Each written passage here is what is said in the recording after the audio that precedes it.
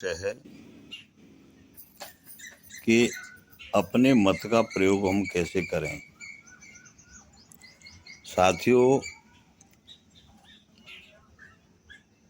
अति उत्तम विषय के साथ अपने मत का प्रयोग कैसे करें। आज के समय में मत का प्रयोग करना बहुत ही कठिन प्रतीत होता है। लोग अपने मत का प्रयोग अपने मन से या इच्छा के अनुसार नहीं कर पा रहे हैं।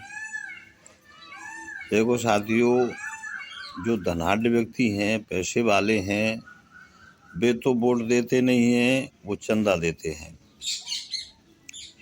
चंदा से, पैसे से मदद करते हैं और गरीब लोगों को प्रत्याशी जो है वोट डालने ही नहीं देते। आम जनों में या मध्यम वर्ग के लोगों में पार्टियां बना दी हैं या दो पक्ष तीन पक्ष फूट डाल रखी है, चाहे वो भाई भाई की हो, पैसों की हो या एक दूसरे के काम की हो। आम आदमी चाह करके भी अपनी इच्छा के अनुसार वोट नहीं दे सकता है। साथियों, ये मेरी एक पर्सनल राय है। मेरी समझ से तो अच्छा तरीका यही है कि लोगों को वोट चाहे जहाँ दो, परंतु जो प्रत्याशी जीतेगा और जीत करके वही काम करेगा जिसे आपने हराया है। पहले वाले प्रत्याशी से भी बुरा काम करेगा, ये आप पक्का मान कर चलना। हम सभी ग्रामवासियों को चाहिए कि वोट आप और हम सभी किसी भी प्रत्याशी को दे दें और चाहे कोई भी प्रत्याशी विजयी हो जाए। जब विकास कार्य की बात आए तो सभी मिलकर के विकास कार्य को करवाएं, क्योंकि जो विकास का पैसा है वो पैसा आप और हम सभी का मिलकर के है। सभी प्रत्याशियों से बोलें, अच्छा व्यवहार करें, जो चाहे वो विजयी प्रत्याशी हो या पराजित प्रत्याशी हो, विकास कार्य जरूर करवाएं।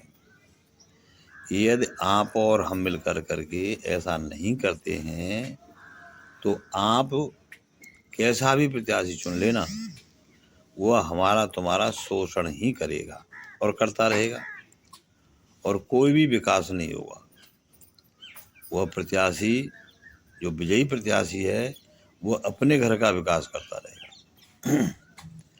आज का जो प्रत्याशी है, अधिकतर, मैं सबकी बात नहीं कर रहा, सब तरह के लोग हैं, अच्छे भी लोग हैं, बुरे भी लोग हैं, लेकिन कुछ ऐसे हैं अपने घरों को बनाने के लिए ही प्रत्याशी बनते हैं।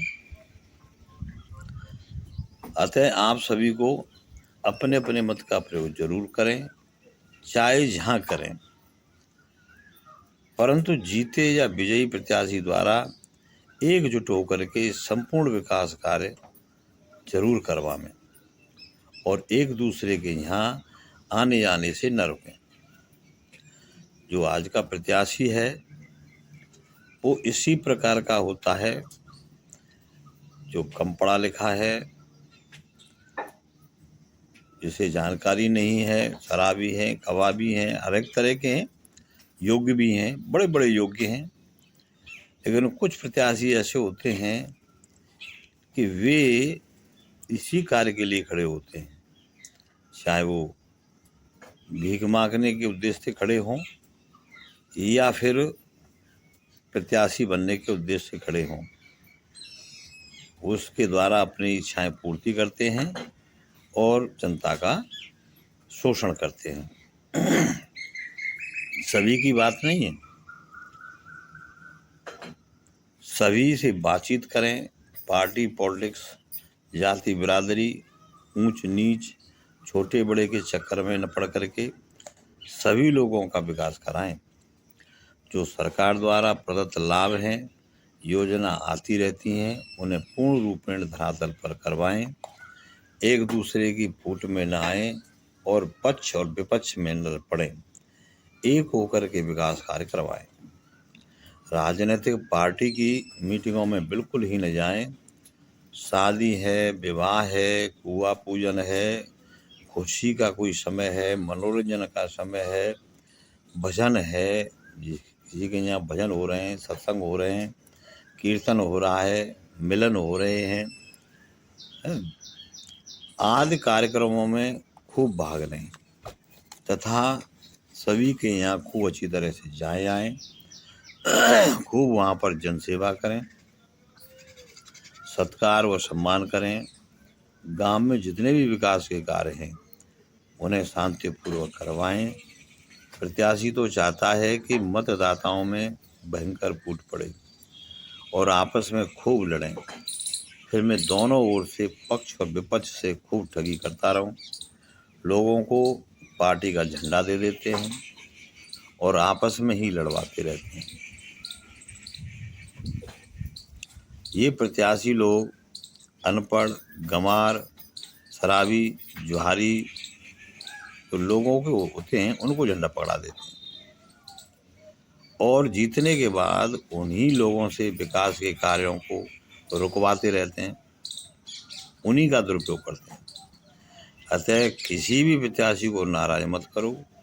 जहां आपका मन है वहां अपना वोट दो। वोट देने के बाद किसी से मत कहो कि मैंने वोट कहाँ दिया है, और ना ही दूसरे व्यक्ति से पूछो कि तुमने वोट कहाँ दिया है। हर प्रकार से गांव में शांति रखो, किसी से बिल्कुल ही मत लड़ो। जो भी प्रत्याशी विजयी होकर आए वह हम में से ही है, हमारा भाई है, और जो पराजित हुआ है वो भी हमारा भाई है। हम सभी अपने भारतीय संविधान के नियमों को मानते हुए विकास करें और करवाएं और अपने मत का प्रयोग अपनी इच्छा अनुसार ही करें। ये चुनाव तो प्रतिवर्ष किसी न किसी पद के होते ही रहेंगे और कब तक आपस में मतभेद व फूट रखी जाए। अतः मतभेद व फूट तो बिल्कुल ही नहीं रखनी चाहिए। सभी प्रत्याशियों का सम्मान करें और वोट अपनी इच्छा के अनुसार ही दें। नमस्कार।